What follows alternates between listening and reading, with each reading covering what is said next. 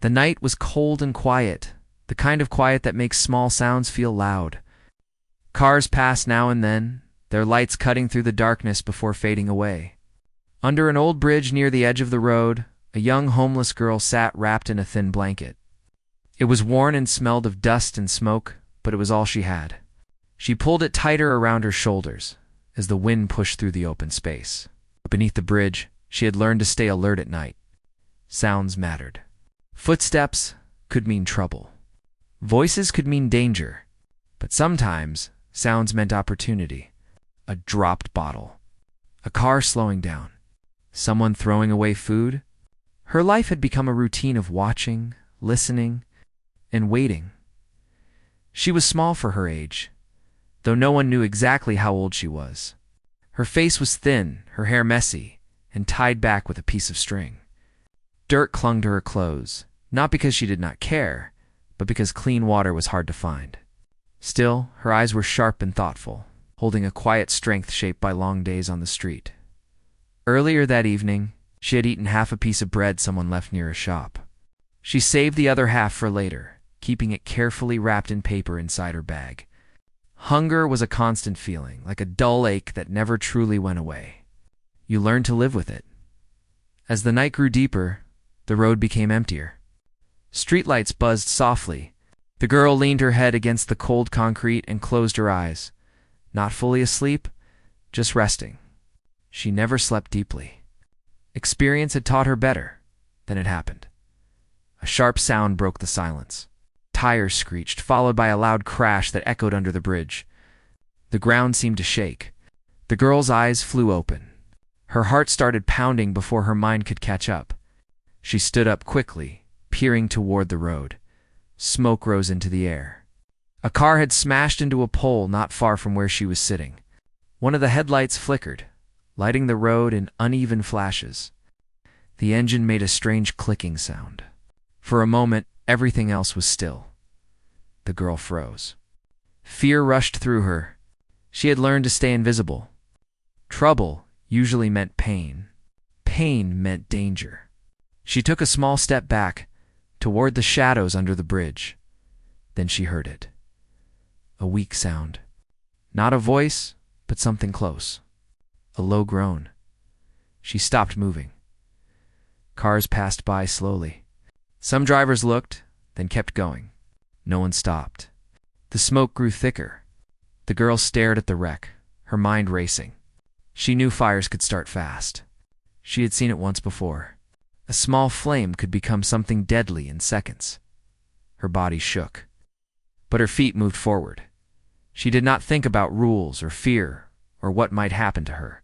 She only saw a person who needed help. She ran toward the car, coughing as smoke filled the air. The driver's door was crushed inward. The window was broken. Glass covered the ground like tiny stars. Inside the car was a man. He was slumped over the steering wheel, not moving. Blood ran down the side of his face. His eyes were closed. For a moment, she thought he might be dead. Her chest tightened. She banged on the window and shouted, her voice shaky but loud. No response. She reached through the broken glass, cutting her hand without noticing. She shook his shoulder. This time, he groaned again, faintly. He was alive. That was enough. She pulled harder, trying to open the door, but it would not move. Smoke drifted into the car now, making her eyes burn. She coughed and covered her mouth with her sleeve. Her hand slipped on the metal, but she kept trying. Finally, with a sharp pull, the door gave way just enough. She grabbed the man under his arms and pulled. He was heavy, much heavier than she expected. Her muscles burned. Her legs shook. She slipped on the glass and nearly fell. "Come on," she whispered, her voice breaking. "Please." Bit by bit, she dragged him out of the car. As soon as his body hit the ground, she pulled him farther away, ignoring the pain in her hands and arms. The smoke thickened behind them. She did not stop until they were several steps away. The man lay still, breathing shallowly. Blood stained his shirt. The girl dropped to her knees beside him. She did not know first aid, not properly, but she knew one thing. Stop the bleeding. She took off her jacket without hesitation. It was old and thin, but it was warm. She pressed it against his wound, pushing down with both hands. Blood soaked into the fabric quickly. She pressed harder. Her hands trembled, but she stayed focused. She looked around, hoping someone would stop. The road felt endless and empty. Another car passed. Then another. None stopped. Panic rose in her chest. She stood up and ran into the road, waving her arms wildly. She shouted for help, her voice cracking in the cold air. Finally, a car slowed down. Then another. Someone shouted back. A phone was pulled out. Relief flooded her so fast her legs nearly gave out.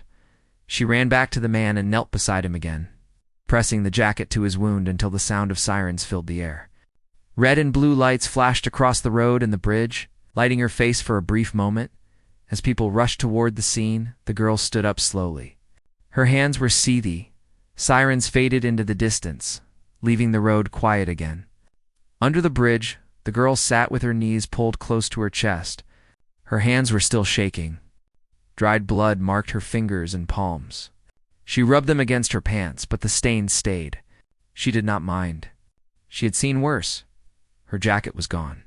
The cold felt sharper now, biting through her thin clothes.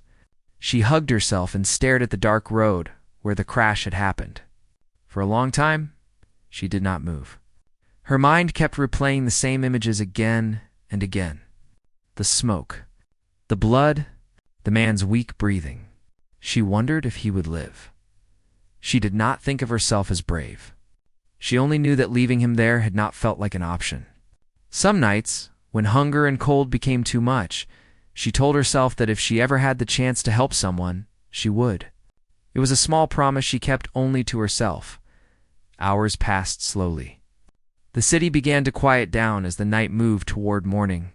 She lay down on the cardboard she used as a bed and tried to sleep.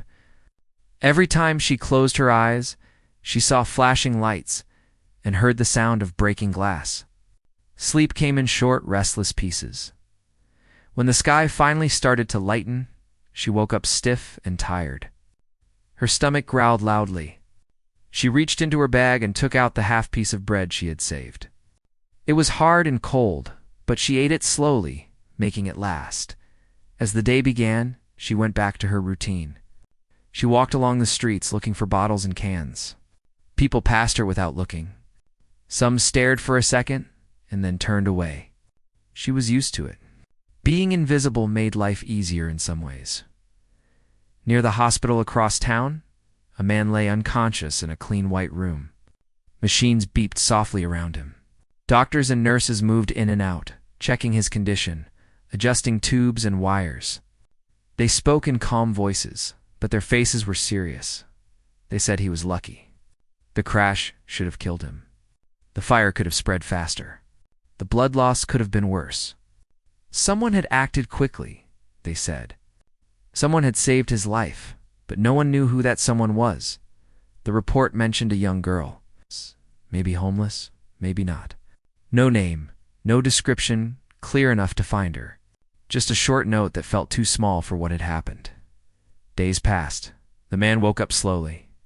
Pain greeted him before his thoughts did. His head felt heavy. His chest hurt when he breathed. He tried to move, but his body refused. When he opened his eyes, bright light filled his vision. He blinked and turned his head slightly. A nurse noticed and hurried to his side. She spoke gently, telling him where he was and what had happened.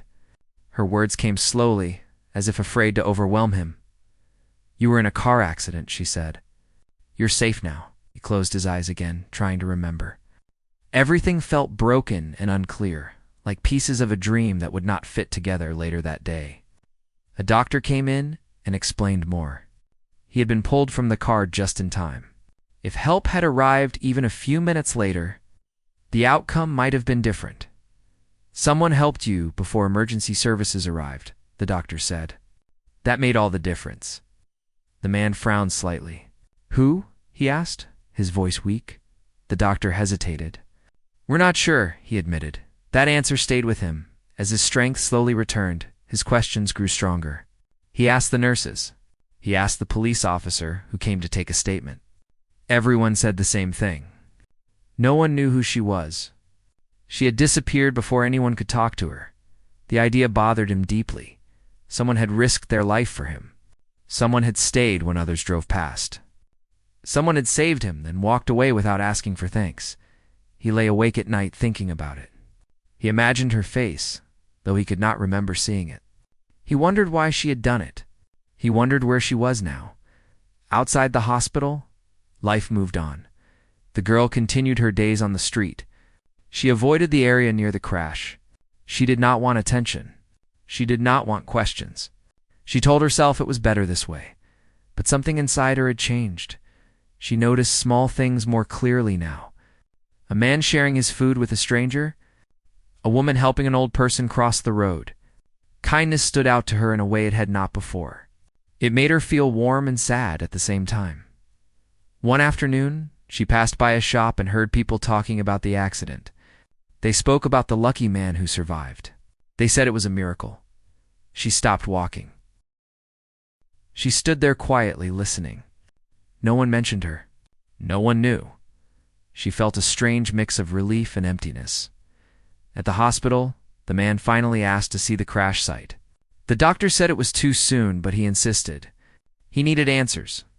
He needed to understand why he was still alive. A few days later, he was allowed to leave the hospital for a short time. As the car drove past the familiar road, his heart beat faster. He recognized the pole, the marks on the road, the place where everything had changed.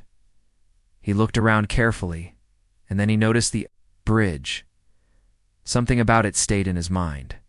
Even after they drove away, days turned into a week, and the man tried to settle back into a normal routine. His injuries were healing, but the memory of the accident lingered like a shadow.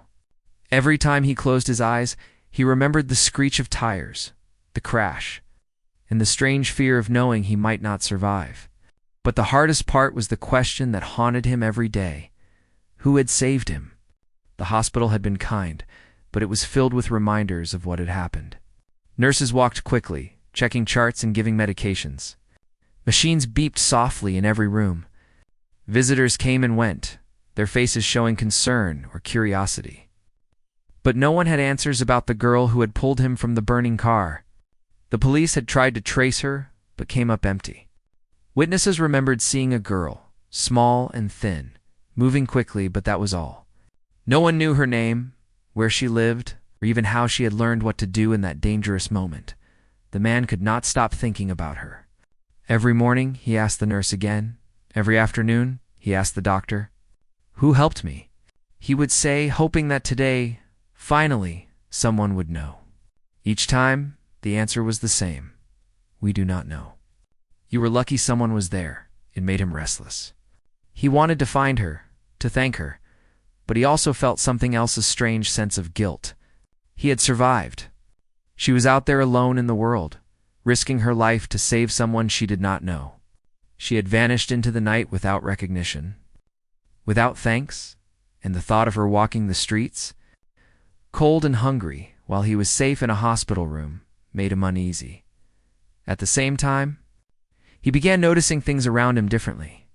Small acts of kindness started to stand out in ways they never had before. A stranger holding the door open. A shopkeeper giving extra bread to someone who could not pay. People helping one another without thinking about it. He realized that even small gestures could change a life, just like hers had changed his. Unable to stay inside, decided he had to see the crash site again. He asked a nurse to drive him near the road where it had happened. His legs were still weak, but he could walk with assistance. The city was quiet in the early morning, a soft fog hanging over the streets. The pole he had hit still leaned slightly, scarred and battered from the impact. Pieces of rubber and broken glass were scattered along the road, reminders of the chaos that night. He walked slowly along the shoulder of the road, eyes scanning every corner. And then he noticed something, a small bridge, dark and shadowy. He had seen it before, but now he felt drawn to it, as if it were holding answers. Under the bridge, the area looked much the same. Trash was scattered along the edges, and cardboard made small makeshift beds for anyone who needed them. He paused, feeling a strange sense of familiarity, His heart pounded. Could it be? Was this where she had been? He asked the locals nearby if they knew anything about a girl who sometimes slept under the bridge. Most ignored him, some shook their heads, but one elderly shopkeeper leaned out of his window and whispered something. Yes, he said softly. A girl, small, always there. Helps where she can. Keeps to herself mostly. The man's chest tightened. This was not much, but it was a start. He thanked the man and left quickly, trying not to draw attention. His mind raced. How could he find her without scaring her? How could he approach someone who had spent nights surviving alone, someone who had trusted no one, not even herself? Meanwhile, the girl continued her days under the bridge, unaware that someone was looking for her. Her routine remained the same. Find bottles, search for food, avoid attention. Nights were still cold and lonely, and she often thought about the man she had saved. She wondered if he had survived. She hoped he had. That thought gave her a small, unspoken warmth amid the harshness of her life. One evening, she noticed a man standing across the street, staring toward the bridge. He seemed different from the others who passed by older, cautious and tense. Their eyes met briefly. For a moment, she froze. Something about him felt familiar. She remembered the night of the crash. The blood, the smoke, the sound of his groans, the danger she had faced. Could this be the man? Fear and hesitation took over. She backed into the shadows, trying to make herself invisible. She had always avoided attention, and the thought of facing someone she had saved, someone now looking for her, made her heart race. She stayed hidden, watching as he moved slowly along the street, clearly searching. He walked carefully under the bridge, scanning every corner. His eyes softened when he saw the signs of life she left behind, cardboard, bottles, and other remnants of her world. He approached slowly, his voice low and gentle. "Excuse me," he said. "I don't mean to scare you. I need to ask, did you help me the night of the crash?" For a moment, the girl said nothing. She wanted to run, to disappear as she always did. But something in his tone, something sincere and grateful, made her pause. The fear in her chest wrestled with the curiosity she had never allowed herself to feel. Could she trust him? Could she finally speak the truth? Her lips trembled. She looked down at the ground. I don't know what you're talking about," she whispered, her voice barely audible. He crouched down slightly, keeping his hands visible. "Please," he said softly, "I just want to say thank you. That night, you saved my life. I don't know who you are, but I've been looking for you. I need you to know how grateful I am." The girl shook her head, her mind racing. Trust was not easy. Words were not enough to make her feel safe. She had been invisible for so long that the thought of someone noticing her, caring about her, was overwhelming. She wanted to disappear again, to return to her world where no one asked questions. But she stayed, listening to him. There was something in his eyes, a warmth she had not expected. There was no judgment, no expectation, only gratitude, only acknowledgement. Slowly, she let herself speak. "I just did what I had to do," she said, her voice growing steadier. "I couldn't leave you there." He nodded, understanding more in those few words than any explanation could provide. "You risked everything," he said, "and no one even knows it. You saved me, and I want you to know it matters. You matter." The girl looked away, blinking back tears she did not know she had held in. The world had been harsh to her, but here was someone seeing her, truly seeing her. And for the first time in a long while, she felt a small flicker of hope. A connection, fragile but real, had been made. They did not talk long that evening. He promised he would find a way to help her, but he did not push. He left, giving her space, giving her time. She watched him go, and for the first time, she imagined a life where she did not have to be invisible. A life where kindness was returned, not just given in secret. And as the night settled over the city, the girl lay on her cardboard once again. But this time, she held a small warmth in her chest. Something had changed. The world still felt cold and harsh, but now there was a thread connecting her to something bigger, something beyond her daily struggle. The thread was fragile, but it was there. and she could feel it stretching forward, leading to a future she had never dared to imagine. The days that followed felt strange and uncertain for both of them. The man could not shake the image of the girl from his mind. He kept thinking about how fearless she had been, how quickly she had acted when most people would have driven past. Her courage stayed with him, a quiet echo that he carried through each waking moment. He returned to the bridge several times, trying to learn more from the locals. A few recognized him and were willing to talk. They described the girl as someone who often helped people quietly. She carried herself with a quiet strength, never asking for anything in return. People admired her courage, but also worried for her. Living on the streets was dangerous, and she had already risked her life once to save another. Meanwhile, the girl noticed a change in herself. She had always kept to the shadows, moving from place to place with caution. But after that night, a subtle shift occurred. She found herself watching for small signs of help and connection in the world. She noticed kindness in ways she never had before. A man offering a loaf of bread to a child, a woman helping an elderly neighbor cross the street. These little acts, simple as they were, reminded her that she was not alone in the world. Even if she had felt that way for a long time, one afternoon she spotted the man again.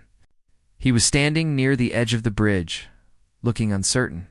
His presence made her heart race, but she did not run. She stayed behind a pillar observing him. Something in the way he looked around, the quiet care in his eyes, told her that he meant no harm. She wondered what he wanted, why he had returned. The man took careful steps, speaking softly, almost as if he were talking to himself. "I just want to understand," he murmured. "I need to know why you did what you did. Why risk everything for me?" Her first instinct was to retreat. She had always trusted herself more than anyone else. But a part of her wanted to step forward, to explain, to be seen for what she had done. She took a small step out of the shadows, her eyes meeting his. "You saved my life," he continued. "I don't know your name, and I don't know where you come from, but I want to help you. I need to find a way to repay you, or at least make sure you're safe." The words surprised her. No one had ever offered her help like this. They had taken from her, ignored her, or treated her as if she did not exist. But here was someone acknowledging her courage, her strength, and even her vulnerability. She felt a mix of fear and relief, and for the first time in a long while, she felt a spark of trust. I don't need anything," she said, her voice hesitant. "I'm fine on my own." The man shook his head gently. "No, you're not. That night proved it. You risked your life for a stranger. That tells me you deserve help just as much as anyone else." She looked away, fighting the emotions rising in her chest. Tears threatened to spill, but she refused to let them. She had survived by keeping her feelings buried, by staying strong no matter what life threw at her. Letting anyone see weakness had never been an option. He stepped closer, his voice calm and steady. "I don't want to take away your independence. I just want to make sure you're safe. There are people who care." "I care." The girl studied him, searching for signs of deceit or manipulation. There were none. His eyes were honest, filled with gratitude and concern. She did not fully understand why he cared, but it mattered. For the first time, someone recognized her as a person, not just a homeless girl who appeared and disappeared. Days passed, and the man returned again, each time staying a little longer, speaking a little more. He brought small things, food, blankets, and clothing. He never demanded anything from her. He respected her space, her boundaries, and her need to remain cautious. Slowly, she began to accept his presence, listening to his words. Sharing small details of her life, she told him about the bridge, about how she survived on the streets, and about the nights when she felt invisible to the world. She did not tell him everything. Some stories were too painful, too personal, but she shared enough to let him understand the courage it took for her. To survive each day, the man listened without judgment. He never interrupted, never questioned her decisions, never made her feel small. For the first time in her life, she felt like someone truly saw her. Someone understood the weight she carried and accepted her without condition. One evening, as the sun dipped below the horizon, The girl and the man sat on the edge of the bridge, looking out at the city. The air was crisp, filled with the sounds of distant traffic and the occasional bark of a dog. She wrapped herself in a new blanket he had given her. Feeling the warmth seep into her bones, "You saved my life," he said quietly. "And now I hope I can help save yours in some way." She looked at him, her eyes reflecting the fading sunlight. "I don't know if I'm ready for that," she admitted. "I've been on my own for so long. Trust doesn't come easily." He nodded, understanding.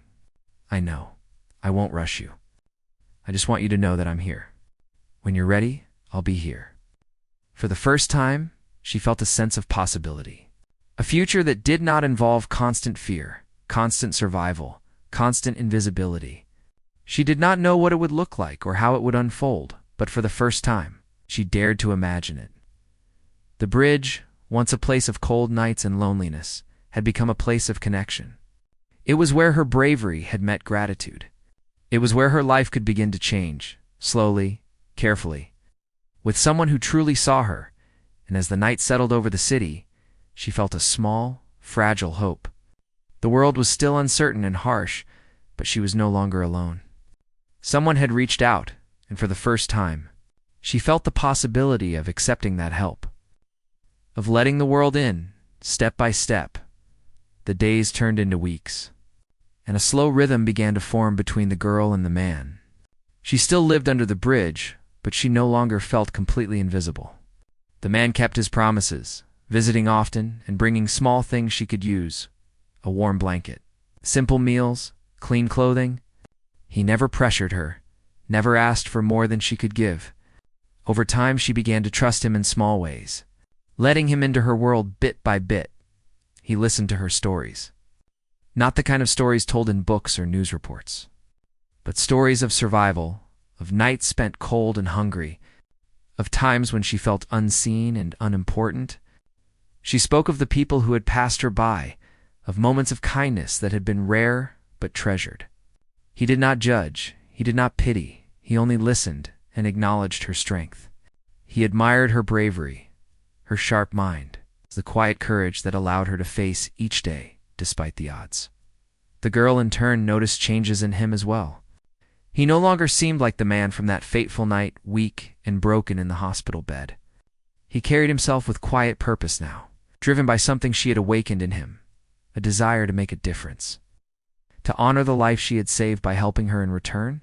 It was a subtle shift, but she recognized it.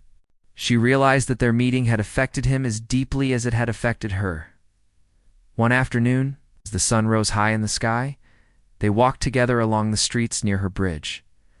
The man had helped her carry some belongings, and she began to see the world differently through his eyes. He pointed out small acts of kindness, encouraging her to notice them, to believe that the world could be better than it had been for her. The girl listened, learning slowly that not everyone wanted to harm her, that some people were willing to care without expecting anything in return. The man also introduced her. 2 small ways she could step out of survival mode and build a life. He helped her find a community center where she could shower and eat safely. He guided her to resources that could provide clothing, blankets, and basic necessities. She resisted at first, hesitant to leave the bridge that had been both a sanctuary and a prison. But she slowly came to understand that seeking help did not make her weak. It was another act of courage. The local community began to notice her as well. The small acts of kindness that she had witnessed in others became reciprocal.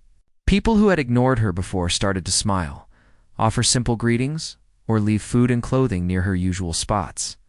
She did not seek attention, but she accepted it in quiet ways, acknowledging that trust could be built slowly. And through it all, the man remained by her side, a steady presence she could rely on. As the seasons changed, she began to imagine a future she had never dared to dream of. She thought about going to school, learning skills that could help her survive in the long term, finding safe places to sleep at night, and maybe one day helping others as she had helped the man that night. The man encouraged her, guiding her gently, but never forcing her. He saw her potential and celebrated the small victories that each day brought. One evening, as the sun set and painted the city in shades of orange and pink, they returned to the bridge, not as a place of fear, but as a place of reflection. She looked around at the area that had once been her only refuge and realized how far she had come. She had survived, yes, but now she was beginning to live. The man turned to her, his eyes reflecting the fading sunlight. "You saved my life that night," he said quietly. "But I think you've saved a part of yourself, too. You're stronger than you realize, and now others can see it as well." She smiled, a small, genuine smile that felt different from the ones she had given in the past. "I never thought I could have someone care like this," she admitted. "I didn't think anyone would notice me." "I notice you," he replied simply. "I always have. And now everyone else will too, in their own way." Over the following months, her life began to change more noticeably. She spent more time at the community center, where she learned about health, hygiene, and life skills. She made a few friends, people who were kind and patient, who did not judge her for the years she had spent surviving on the streets. Slowly, she built a small network of support, a safety net that allowed her to take steps toward independence. The man continued to guide her, but he also stepped back when necessary, allowing her to make decisions for herself. He understood that true help was not control, but support, and that trust must be earned. Their bond grew stronger, founded on respect, gratitude, and shared experience. She trusted him not because he asked her to, but because he had shown her. Through consistent actions that he cared, the girl also began to give back in ways that felt natural. She helped other children she saw struggling on the streets, offering food or guidance. She shared what she had learned, encouraging small acts of courage and kindness. Through these actions, she realized that her life had meaning beyond survival. She could make a difference, just as she had made a difference in the man's life. As the year passed, the bridge remained a place of reflection, a symbol of the night that had changed everything. She would sometimes visit it alone, sitting quietly and remembering the fear, the courage, and the choices that had brought her to this point. But now, she also remembered hope, connection, and the power of human kindness. The man and the girl often met there as well, not out of necessity, but because it had become a place of understanding and shared history. They spoke of small victories, of plans for the future, and of the moments that mattered most. The night she had risked everything, the days they had spent building trust, and the life she was now beginning to create. The world had not suddenly become easy or perfect. There were still challenges, still hardships, still moments of fear and doubt. But the girl had discovered something invaluable. She was not alone. She was capable of change, and kindness, both given and received, could transform a life. In the end, the story of that cold night and the car crash was not just about survival. It was about courage, about connection, about the quiet, powerful ways that one life could touch another. The girl had acted without expectation, without seeking recognition. And in doing so, she had sparked a change that went far beyond a single act of heroism. Her life had begun to shift, slowly but steadily. And the man, once a stranger, became a friend, a guide, and a witness to her journey. Together, they proved that even in a harsh world, human kindness could create hope, forge trust, and change lives forever. The bridge no longer symbolized fear or loneliness. It had become a place of remembrance, gratitude, and possibility. And for the girl who had survived so much, it was now a place where she could see the strength she had always carried within herself, strength that had saved a life and, in turn, had the power to transform her own. Life continued to shift for the girl, slowly but noticeably. After the accident and the following weeks, her world began to expand beyond the narrow confines of the bridge where she had spent so many nights alone. The man who she had saved continued to be a steady presence, not pushing her or judging her, but helping her discover possibilities she had never dared to imagine. He had arranged for her to meet a counselor at a community center, someone who worked with young people who had experienced life on the streets. The first time she met the counselor, she felt tense and unsure. She had learned to rely on herself and had very little trust for adults or authority figures. But the counselor's warm smile and calm voice slowly helped her open up. She shared parts of her story enough to let the counselor understand her life. but still keeping her most painful memories to herself. Through the sessions, she began to learn about coping with fear and uncertainty. She learned how to handle situations that had once felt impossible. She learned that her courage did not need to be used only in emergencies, but could guide her every day. Small lessons, like managing her food and keeping herself safe, became the building blocks for larger dreams. The man also encouraged her to explore education again. Though she had dropped out years ago, he found a program that allowed her to study at her own pace. She was hesitant at first, unsure if she could keep up, but he reassured her that she could. With encouragement and steady support, she began attending classes in the mornings, while still spending the evenings on the streets, slowly reducing the gap between the world she knew and the world she wanted to be part of. The girl found herself discovering a sense of pride in her learning. Simple achievements, a completed assignment, a correct answer. A conversation where she understood more than before made her feel capable. It was a feeling she had never experienced before, and it slowly became addictive. For the first time, she could see that her life was not limited by the streets or by her past. She had choices. Even as her life expanded, she never forgot the night of the accident. That night had been a turning point, the moment when she had acted without thinking of herself and had risked everything for another human being. It had shaped her, not just in that moment, but in every day that followed. The courage she had displayed then became the quiet force pushing her towards something better. One day, the man invited her to a safe place where she could stay. A small room arranged through a local charity. At first, she was reluctant. The bridge had been her home, her constant, her protection. But he reminded her gently that safety did not mean losing independence. It meant having a space where she could rest without fear, where she could focus on building her life. She accepted, slowly at first, bringing only a few belongings. The first night in the room was strange. She listened to the walls, expecting danger, expecting the harshness of the streets. But nothing came. The silence was soft, the bed warm, and for the first time in years, she slept without fear. Days turned into weeks, and she adjusted to the room. It became her sanctuary, a place where she could think, plan, and rest. The man visited often, sometimes bringing meals, sometimes just sitting with her and talking about life. Through these conversations, she learned more about kindness, trust, and human connection. She discovered that relationships could be steady, not just temporary bursts of help or fleeting attention. Her interactions with the community grew as well. She volunteered in small ways, helping other young people who were struggling. It gave her purpose beyond survival. She could now act with intention, not just reaction. Her empathy and understanding of hardship made her a natural guide for others, and she began to see herself as someone capable of influencing the lives of others positively through all this. The man remained a constant presence, but he also gave her space to grow independently. He helped her access resources, but he never did things for her that she could do herself. This balance allowed her to develop confidence and self-reliance, while still feeling supported and valued. As time went on, the girl began to reflect on her life more deeply.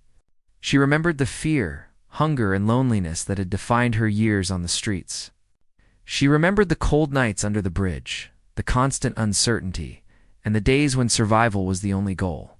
And she also remembered the courage she had shown the night she had saved a life, and the strength that had carried her through so many challenges. The realization that she had survived and was now thriving was both humbling and empowering. She had not just survived, she had grown. The person she was becoming was someone who could face the world with confidence and compassion. The bridge, once a symbol of fear and isolation, had become a symbol of transformation, a reminder that even in the darkest moments, courage and kindness could create change. The girl also began to think about the future more boldly. She wanted to continue her education, to find work that could sustain her, and to create a safe life for herself. The thought of giving back to others, helping those who faced hardships like she once did, became a guiding principle. Her experiences had taught her resilience, empathy, and the importance of small, consistent actions that could change lives. The man and the girl often spent evenings talking, planning, and reflecting on their journey. They would sit together and watch the sunset, sharing stories, dreams, and hopes. Their bond had grown beyond gratitude. It had become a relationship built on trust, respect, and shared experiences. He saw her not as a homeless girl, but as a strong, capable, and compassionate individual. She saw him not just as the man whose life she had saved, but as someone who had opened a door to a life she had never imagined possible. One afternoon, they visited the bridge together. She walked slowly, observing the area with new eyes. It was no longer just a place of survival. It was a place of reflection and memory. She touched the rough concrete, remembering the fear, the smoke, and the moment when she had acted without hesitation.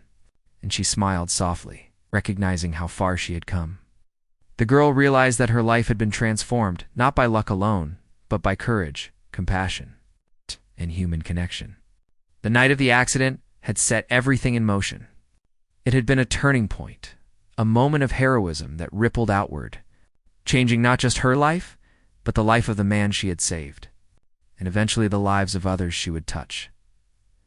And as the sun set over the city, she understood that her story was not just about survival, it was about growth, resilience, and the quiet, enduring power of kindness. She had faced fear, embraced courage, and discovered a future where hope and possibility were real.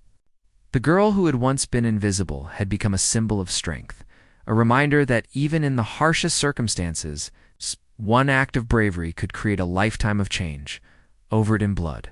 Her jacket was gone. Her heart was still racing. No one noticed her.